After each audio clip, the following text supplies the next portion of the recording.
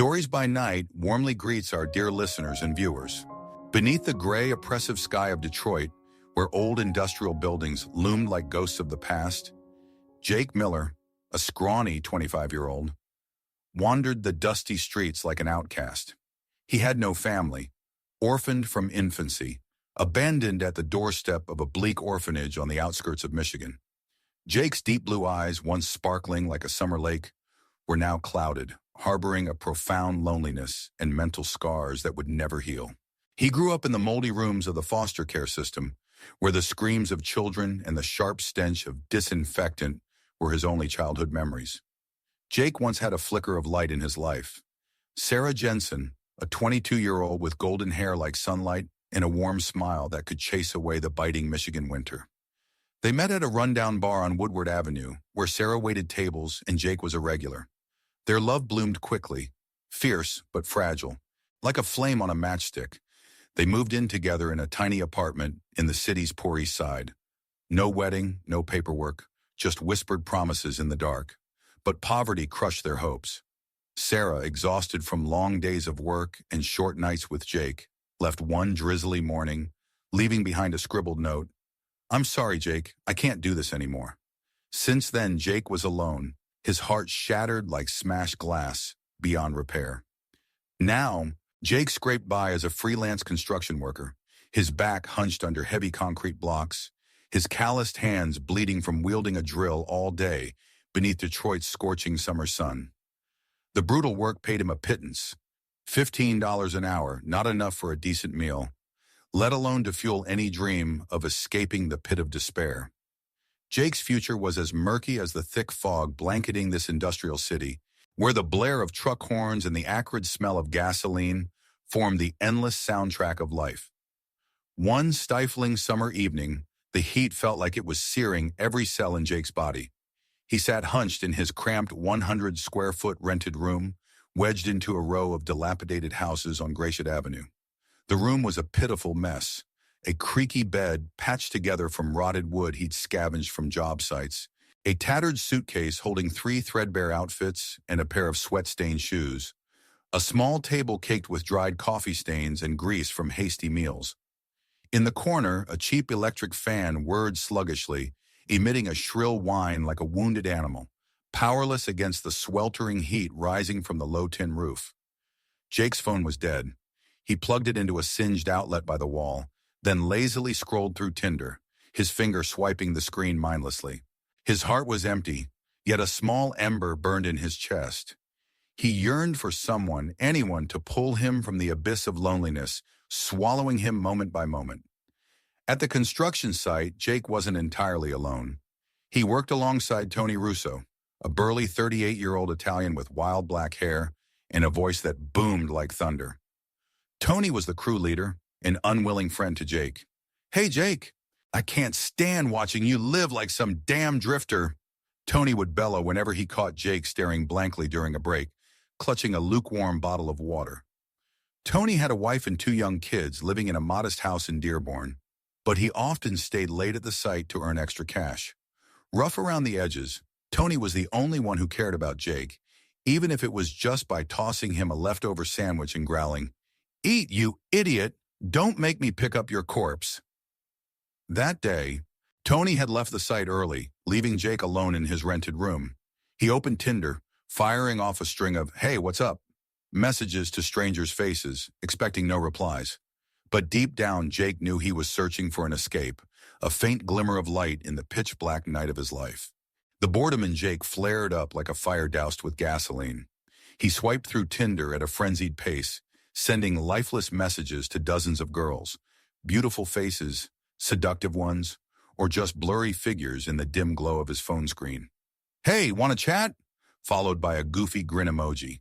That was his formula, uncreative and meaningless, just a silent cry for help. He didn't expect much, only hoping for a single reply, even if it was a curt hello or a cold rejection, anything to soothe the gnawing sense of abandonment tearing at his chest.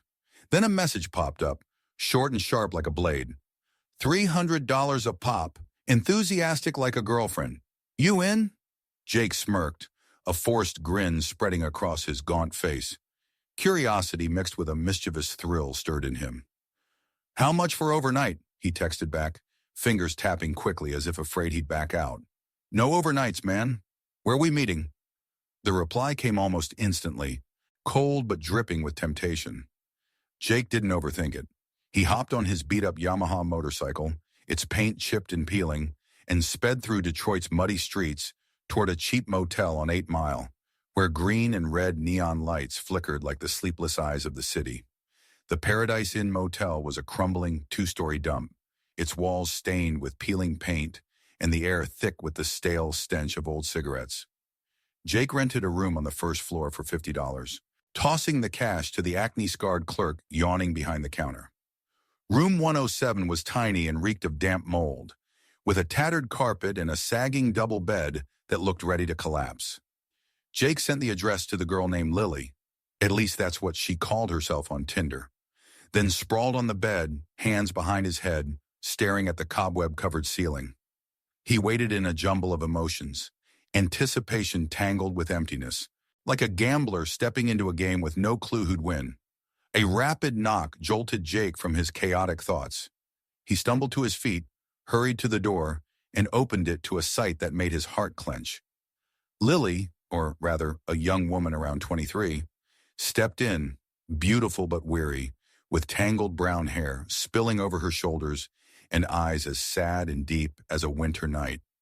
She wore a short, tight black dress, sexy but cheap, and scuffed high heels that clacked on the wooden floor. But what stunned Jake wasn't her appearance. It was the baby in her arms, a girl about 8 months old, her chubby cheeks flushed with fever, eyes shut tight as if lost in a fitful sleep. "Sorry for keeping you waiting," Lily said, her voice trembling like she was on the verge of tears. "She's burning up, and there's no one at home to watch her, so I had to bring her. Hope you don't mind." Jake looked at the baby, his heart softening as if squeezed by an invisible hand. He touched her forehead, scorching hot, sweat soaking the tiny curls of her hair. "Why didn't you take her to a doctor?" he snapped, irritation lacing his voice but laced with undeniable concern. "Dragging her around like this is torture. What are you thinking?" Lily bowed her head, her frail shoulders shaking, her red-rimmed eyes welling with tears. "I'm sorry. I need money for her medicine. Please don't back out, okay? I'll make it good, I promise." Jake let out a heavy sigh, as if unloading the weight of the world from his shoulders. He dug into his pocket and pulled out $300, nearly all he had left after a week of backbreaking work. "Take it," he said gruffly, though a hint of tenderness slipped through. "Get her to a doctor. Consider it a loan. Pay me back when she's better." He turned and walked out of the motel, not out of anger, but because a strange breeze blew through his heart. A lightness, a warmth, as if he'd done something right for the first time in his life. A minor character steps in here. Ronnie, the motel clerk, a baseball junkie with wild red hair and a raspy voice from smoking too much. "Hey man, that chick's hot. Why waste it?" Ronnie sneered as Jake left, clutching a radio blaring the Detroit Tigers versus Chicago White Sox game. Jake didn't answer, just climbed onto his bike and roared off into the pitch-black night, leaving behind Ronnie's curious stare and the blaring horns of 8 Mile. Jake didn't head back to his rented room right after leaving the Paradise Inn Motel. That night his heart pounded, not from the adrenaline of the bizarre encounter with Lily, but from a new sensation creeping into him, a fragile yet burning spark of hope. He sped through Detroit's dark streets, the cold night wind slapping his face, sweeping away the stifling heat lingering from the motel room. But he didn't go home. Instead, he quietly tailed the beat-up yellow taxi carrying Lily and the baby, like a curious predator unable to resist. He wanted to be sure his $300 earned with his sweat and blood wouldn't be thrown to the wind. The taxi pulled up in front of a small clinic on Grand River, a crumbling red brick building with a flickering 24/7 urgent care sign. Jake parked a few dozen meters away, lurking behind an ancient oak tree, watching through a thin veil of fog. Lily stepped out, the baby still cradled in her arms, now wrapped in a thin, pale blue blanket. She hurried into the clinic, her shoulders trembling under the dim yellow streetlights. Jake let out a relieved breath, a rare smile flickering across his weathered face. "At least my money's not wasted," he muttered, then turned his bike and roared into the night, his heart swelling with a strange mix of joy and exhaustion. Days passed, and Jake's life remained a grinding cycle. By day, he toiled under the scorching sun at the construction site, where the roar of drills and the choking smell of cement dust made his head spin.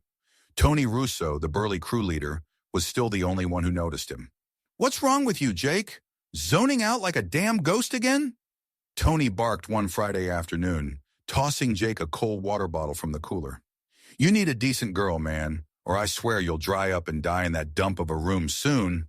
Jake smirked but said nothing, his gaze drifting far off, as if replaying the night with Lily and the baby in that motel room. Then one Saturday evening, as Jake sat hunched in his room, gnawing on a dry ham sandwich, his phone buzzed. A message from an unknown number. "Thanks for helping me and my kid the other day. Can you meet me?" His heart thudded, nearly leaping from his chest. He texted back instantly. "Where you at?" The reply was short. "Joe's Coffee on Mac, near the park." Jake shot up, grabbed his tattered jacket, and bolted out the door like a gust of wind. Joe's Coffee was a warm little nook in frigid Detroit, the smell of roasted coffee hitting his nose and soft jazz humming from an old speaker on the wall. Jake stepped in, his filthy boots leaving tracks on the worn wooden floor. He spotted Lily, or rather Emily, the real name she'd later reveal, sitting in the corner at a small round table. She wore a baggy gray sweater that hid her frail frame, her brown hair tied back neatly, exposing those deep, sad eyes that now seemed a little less haunted than before. Baby Sophie lay in a stroller beside her, cheeks rosy, clear eyes wide and curious, no trace of the fever from that night. "Hey," Emily said, her voice soft but warm. "I wanted to thank you again. She's better now, thanks to you." Jake sat across from her, hands awkwardly clasped. "No big deal. How's the kid?" he asked, glancing at Sophie, his heart melting as she grinned at him, waving her tiny hands. "She's fine now," Emily replied, her eyes glistening. "I want to pay you back, but I only have $100 right now." She rummaged in her bag, pulling out a few crumpled bills and sliding them toward Jake. He waved her off, his tone gruff. "Keep it. Take her home and rest. I don't need you paying me back like that." But Emily hesitated, then opened up about her life. She was Emily Carter, 23, from a small Ohio town, who'd come to Detroit after divorcing her alcoholic husband a few months back. Penniless and jobless, she'd turned to selling herself on Tinder to feed Sophie, the only thing she had left in the world. "I don't want this," she whispered, tears streaking down her cheeks. "But I didn't have a choice." Jake sat silent, his chest tightening as if squeezed by an unseen force. He knew that trapped feeling. He'd been an abandoned kid too, clawing to survive in this brutal world. "Then stop," he said, voice low but firm. "No more. I'll help you find another way." Emily looked up, eyes wide with shock, but then she nodded as if glimpsing a faint light in the darkness. That night, Jake didn't let Emily return to her old path. He took her and Sophie on his Yamaha, speeding through muddy streets to the rundown boarding house where she lived, a narrow single-story shack, barely 10 feet wide, crammed with 5 other girls. The air reeked of cigarette smoke, cheap perfume, and the hoarse laughter of women sprawled on filthy mattresses. Jake grimaced, pulling his shirt over his nose. "How's the kid?" he asked, glancing at Sophie, who slept soundly in her stroller. "She's okay," Emily murmured, "but I need to make money tonight." Before she could finish, the door slammed open. 2 hulking men barged in, their faces mean and weathered, the stench of cheap beer wafting from their breaths. One, tall and lanky with a snake tattoo coiling around his neck, yelled, "Where's my money, Emily?" "Been days, you want to die?" The other, a fat slob with beady eyes, rummaged through her clothes, his rough hands yanking out 3 crumpled $50 bills from her shirt. "No money, huh? But hiding it like this?" he roared, slapping her hard across the face, sending her crashing to the floor. Jake couldn't take it anymore. Growing up, he'd been known as a stubborn bastard, afraid of nothing. He lunged, kicking the tall guy's legs out from under him, sending him crashing headfirst into the wall, blood gushing everywhere. The fat one pulled a knife, but Jake was faster. He grabbed the guy's throat, pummeling his gut until he squealed like a stuck pig. Men who bully women? Don't you have any shame? Jake snarled, snatching the money from the fat guy's hand and tossing it to Emily. Pack your stuff. We're leaving. Now. Trembling, Emily scooped up Sophie and shoved a few clothes into a bag. Jake dragged her outside, jumped on his bike, and peeled out as the fat guy screamed threats behind them. You're dead! You bastard! But Jake wasn't scared. He took Emily and Sophie to his rented room, flung the door open, and said firmly, Stay here for now. We'll figure it out tomorrow. Emily nodded, her eyes full of gratitude but tinged with fear. That night, Jake slept on the floor, giving the bed to the mother and child. Sophie's steady breathing filled the dark, and for the first time in years, Jake didn't feel alone. Jake's tiny rented room was no longer a solitary furnace.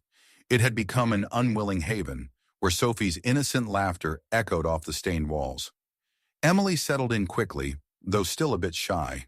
She rummaged through Jake's torn suitcase, digging out an old pan to cook breakfast, toast with fried eggs and a few strips of cheap bacon from the nearby convenience store.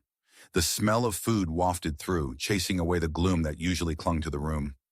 Jake, once cold and hardened, now melted every time Sophie grabbed his hand, babbling "da" in her sweet, childish voice. Those moments thawed his heart, like winter ice meeting the first spring sun. But life wasn't a rosy picture. Emily still slipped back into her old trade, sneaking out on nights when Jake crashed hard after a grueling day at the construction site.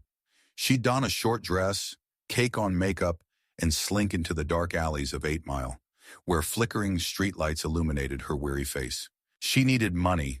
Money for Sophie's formula, money to pay off debts from her desperate days in Ohio, money to keep them from being tossed onto the street. Jake knew it all. He wasn't blind or naive. The cheap perfume, cigarette smoke, and unfamiliar sweat on Emily when she returned made his stomach churn. His throat tightened with disgust.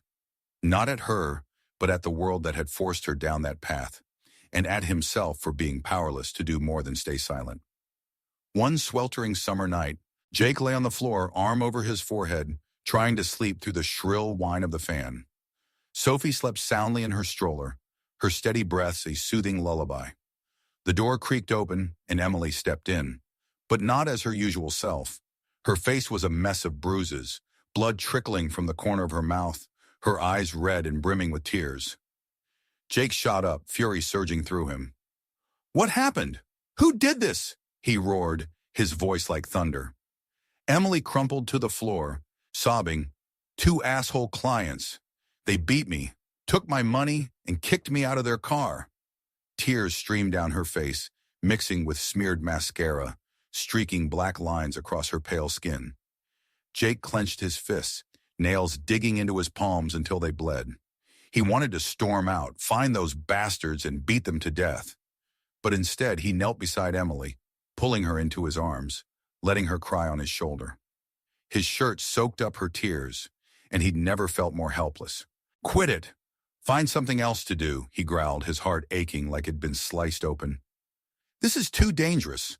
Don't you see it's killing you bit by bit? Emily choked out. I don't know how to do anything else, Jake. And Sophie, who'll watch her if I work days? I can't let her starve. That night, as Sophie giggled in her sleep, an idea struck Jake like lightning in a pitch-black sky. He had to protect them, even if it cost him everything. His health, his money, his life. He pulled Emily close, his voice trembling but resolute. Marry me. I'll take care of you and Sophie. I can't promise you the world, but I swear you won't suffer anymore. Emily froze, her eyes widening in disbelief, as if she couldn't trust her ears. Then she bowed her head, tears falling again. I'm not worthy, Jake. You know my past. You deserve someone better. Jake went quiet, his heart torn apart. He loved Sophie like his own, and he cared for Emily. Not some Hollywood romance, but a deep, honest compassion, the kind he'd once craved as an orphan kid. Yet her past, those nights with strangers, stabbed at his mind like a knife, making it hard to breathe whenever he dwelled on it. I don't care, he said, voice hoarse, but we need time. Neither of us is ready. Emily nodded, clutching Sophie tightly, and they drifted into sleep in a silent embrace full of pain, but brimming with hope. Also worth mentioning is Clara, a 26-year-old who lived in Emily's old boarding house, with fiery red-dyed hair and a shrill voice. Clara was Emily's closest friend, the one who'd introduced her to the trade. She showed up at Jake's place once, mocking him. "Hey, knight in shining armor, if you're saving the princess, don't forget to cover her rent. No room for free charity around here." Clara would reappear later, dragging trouble from Emily's past along with her. Life in Jake's cramped, rented room began to settle, though it was of fragile stability, like thin ice on a winter lake. Emily gradually adjusted to the new rhythm, striving to be a good mother to Sophie and a companion to Jake. She started to change, spurred by his relentless encouragement.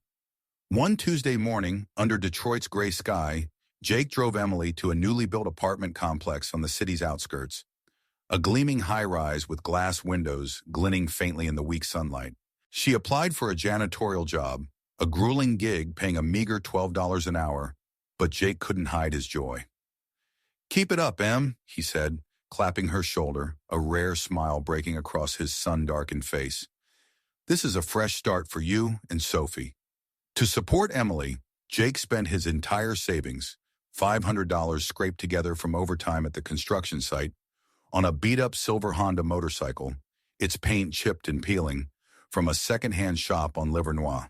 "For getting to work and picking up Sophie faster," he said, handing her the keys, his tone gruff but his eyes brimming with pride. Emily took the keys, hands trembling, tears streaming down her cheeks. "Thank you, Jake." "I don't know what else to say," she whispered, throwing her arms around him. For the first time, she felt valued, not as a commodity, but as a real person. But the ghosts of Emily's past wouldn't let go so easily. One Friday afternoon, while Jake was at the site hauling heavy steel beams under the blistering sun, Emily's phone buzzed. A message from an unknown Tinder contact. $3,000. 3 days with me, out of town. You in? Emily hesitated, her finger hovering over the screen, her mind a tangled mess. $3,000, that was 3 months' worth of cleaning wages, enough to pay off Clara and buy supplies for Sophie. She texted back, "When?" The reply was curt. "Tonight, 8 p.m., in front of Paradise Inn Motel." Emily came home and prepared in silence, her heart heavy. When Jake walked in, drenched in sweat from his shift, she faltered before saying, "Jake, I've got a job for a few days. A guy's paying $3,000 for 3 days." Jake froze, rage boiling up.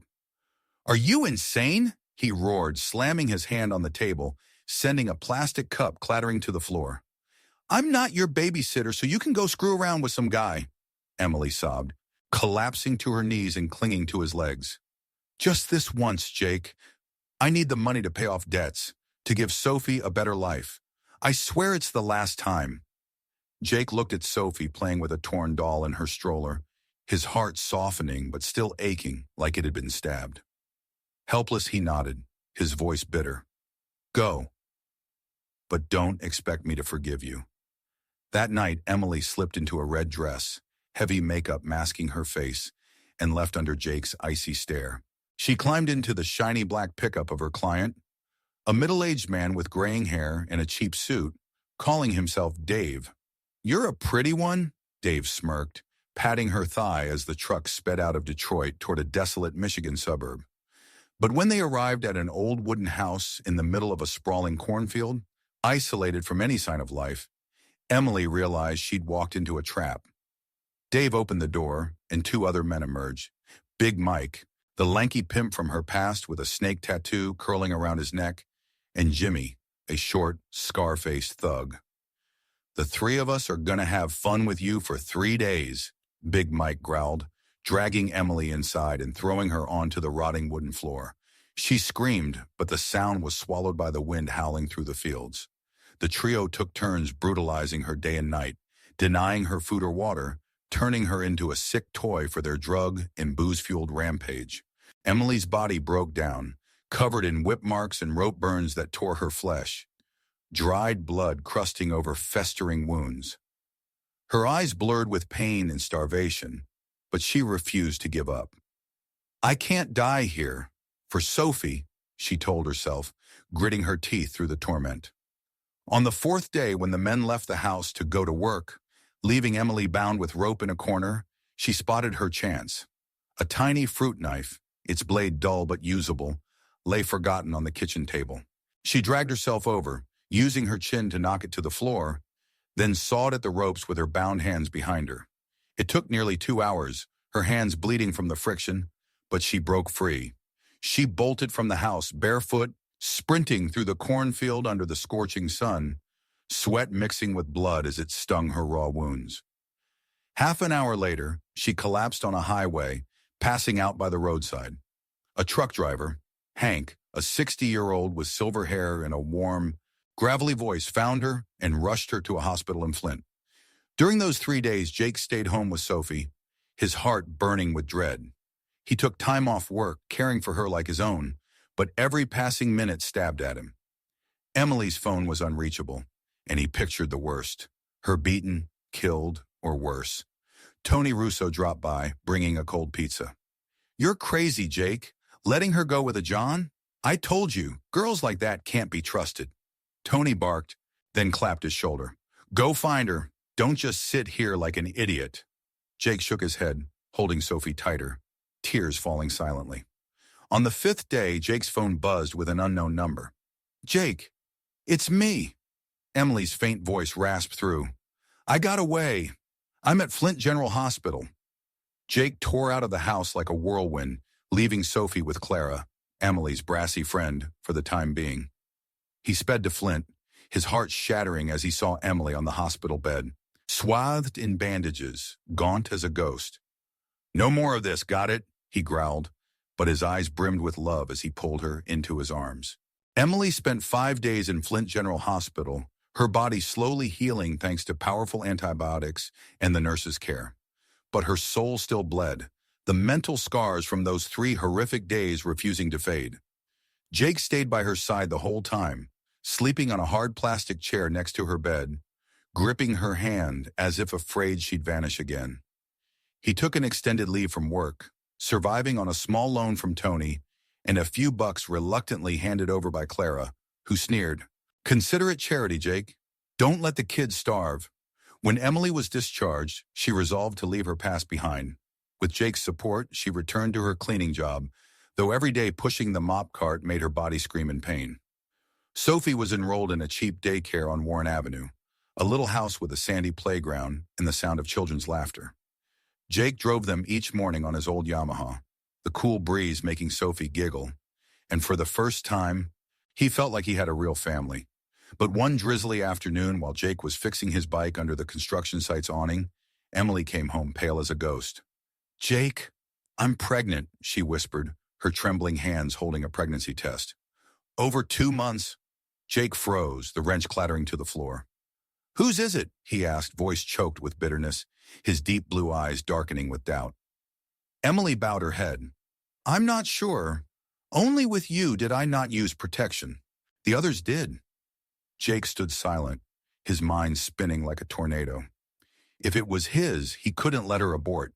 It was his flesh and blood, the family he'd always dreamed of. But if it wasn't, what then? Raise another man's kid? Doubt roared inside him, but seeing Emily sob, he pulled her close. "Don't get rid of it," he said, his voice firm yet shaky. "No matter what, I'll raise it with you." That decision was a brutal internal battle. Jake wrestled with his obsession over Emily's past, the faceless men, the nights she sold herself. But his love for Sophie and compassion for Emily won out. A month later, disaster struck. At the construction site, Jake slipped from the second-floor scaffolding, crashing onto the concrete below, his hip shattering. He spent 2 weeks in the hospital, with Emily tending to him tirelessly, pushing his wheelchair, feeding him spoonfuls of hot soup, while Sophie watched with worried eyes. "You're an idiot, Jake," Tony Russo cursed when he visited, bringing a bag of oranges and some beers. "But you're damn lucky to have her. Hold on to her." Once he recovered, Jake couldn't work construction anymore. He ran into Hank, the old trucker who'd saved Emily, on a Flint street. Hank hooked him up with a cheap used food cart, and Jake started selling coffee, sandwiches, and loose cigarettes on a Gratiot Street corner. Emily helped out in the evenings after her cleaning shift. The two of them riding the silver Honda together, Sophie sandwiched between them, laughing brightly under the mild autumn sky. "Let's sell hot dogs tomorrow," Emily murmured, arms around Jake's waist. He nodded, a strange warmth filling his chest. Jake Miller and Emily Carter weren't rich, didn't own fancy houses or shiny cars, but they had each other. A small, resilient family, tough as weeds sprouting through Detroit's cracked sidewalks.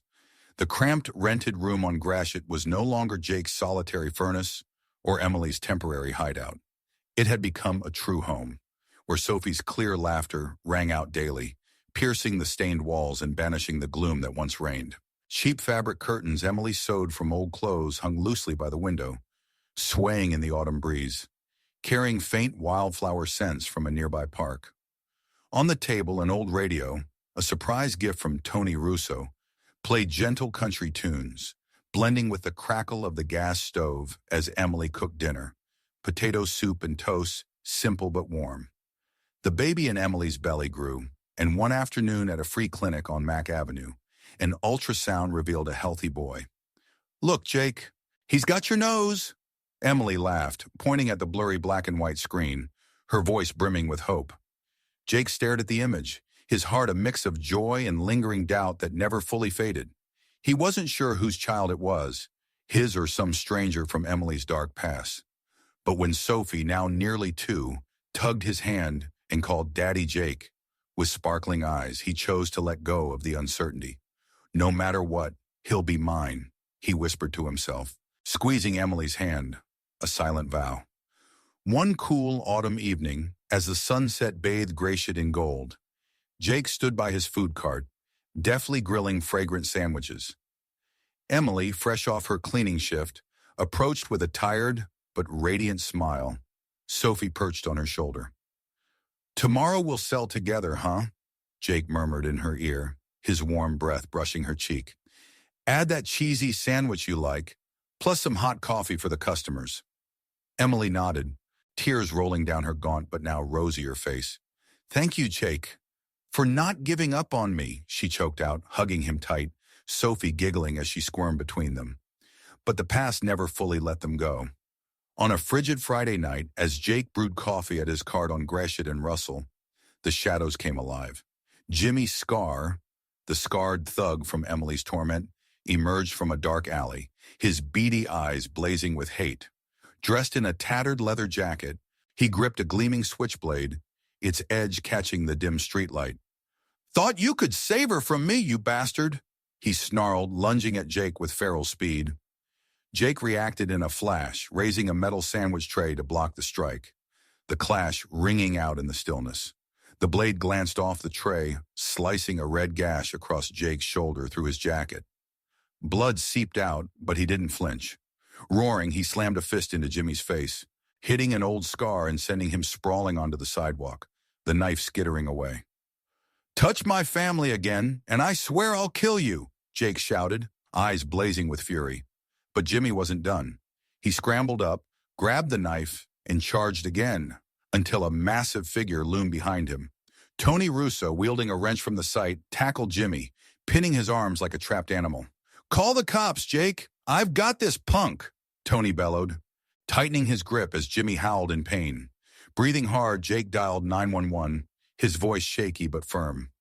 "I need police now. Someone attacked me at Gratiot and Russell." Within 10 minutes, sirens wailed, and 2 cops, Daniels, tall and lean, and Rivera, short and stocky, rushed in, cuffing Jimmy and shoving him into a patrol car. "He's got a rap sheet a mile long," Daniels said to Jake, shaking his head. "He's going away for a while this time. You okay?" Jake nodded, clutching his bleeding shoulder, but his eyes shone with relief. The last threat was gone. The next morning, Emily bandaged Jake's wound in their room, tears falling as she saw the deep cut. "I'm sorry, Jake. This is all my fault," she sobbed, hands trembling with the gauze. Jake grabbed her hand, pulling her close. "It's not your fault. I did it for you, Sophie. And this little guy, too," he said, resting his hand on her belly, where the baby grew day by day. Sophie ran over, hugging their legs, chirping, "Daddy Jake's the best." The 3 laughed, their voices mingling with the radio playing "Sweet Home Alabama," weaving a warm harmony in cold Detroit. Months passed, and Jake and Emily kept up their street vending. It wasn't easy, but they built a steady clientele. Truck drivers, construction workers, and even old Hank, Emily's rescuer. Hank became a regular, stopping daily for black coffee and tales of his long hauls. "You two are the toughest pair I've ever seen," he said one winter afternoon as snow flurried outside. "Don't give up, you hear?" Jake grinned, slinging an arm around Emily. "Never, Hank." A surprise came early the next year. Tony Russo, with help from his wife Maria, a petite, fiery Italian woman, threw a small party at their Dearborn home to celebrate Jake and Emily.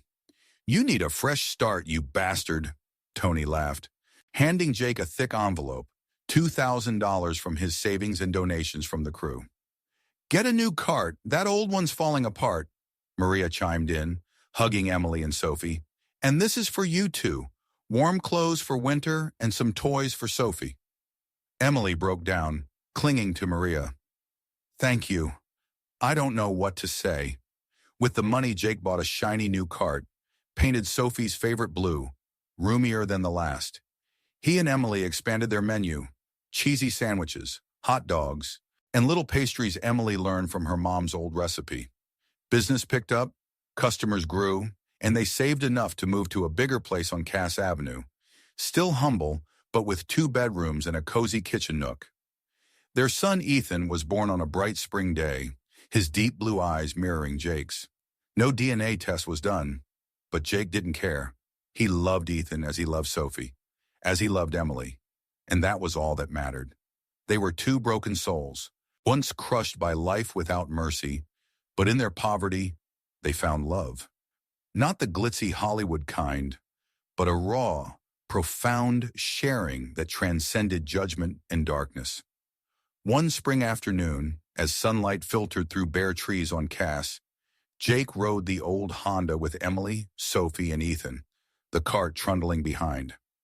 Sophie sang off-key, Ethan giggled in Emily's arms, and Jake smiled, the smile of a man who'd finally found happiness. They blended into Detroit's bustling streets, small but radiant, proof that joy didn't need wealth or a perfect past, just hearts willing to love, and a family that never gave up. And so, in the cold heart of Detroit, where dusty streets and gray buildings seemed to tell only tales of sorrow, Jake, Emily, Sophie, and Ethan found their own light. They didn't have overflowing wealth or lavish homes, but they had love, a force stronger than any storm that had ever swept through their lives. Their journey stands as proof that no matter how dark the past, no matter how harsh life gets, as long as you don't give up and have people willing to hold your hand and walk with you, happiness is always there, waiting to be discovered. Thank you for joining us on this story through Stories by Night.